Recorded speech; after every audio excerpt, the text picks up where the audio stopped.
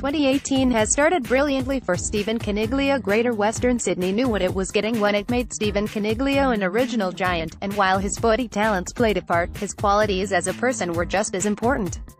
When the Giants were building their footy club from scratch, they knew having someone of Coniglio's character on the list was almost as important as nailing their wealth of early draft selections.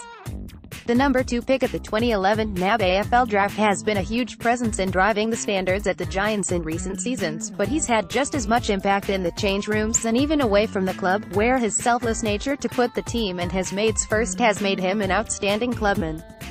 Match preview: Can Giants continue Saints' hellish run?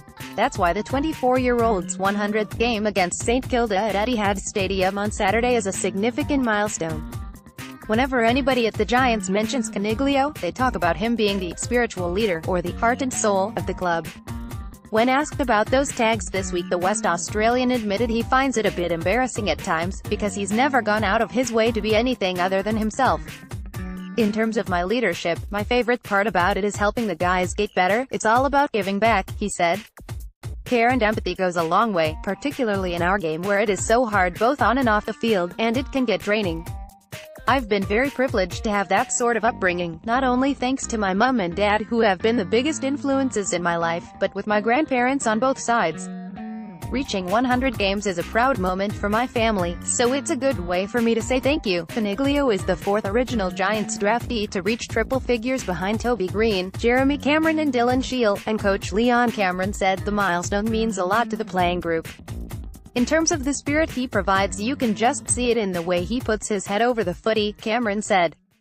He cracks in really hard, he plays defense and offense really well, and if I ask him to go forward or play halfback flank, he just does it and never flinches at anything. Those are the sort of players you want on your list, and he's our vice-captain for a reason.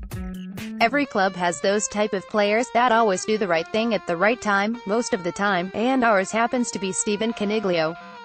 Our boys love playing with him. Coniglio's selfless attitude was put to the test last season when 2 serious ankle injuries limited him to just 10 games for the year. It hit him hard given he'd finished 3rd in the Club Champion Award and polled 17 Brownlow medal votes in 2016, but the gun midfielder managed to keep positive and return to play a massive part in the finals. I tried to flip it around and turn it into an opportunity, he said.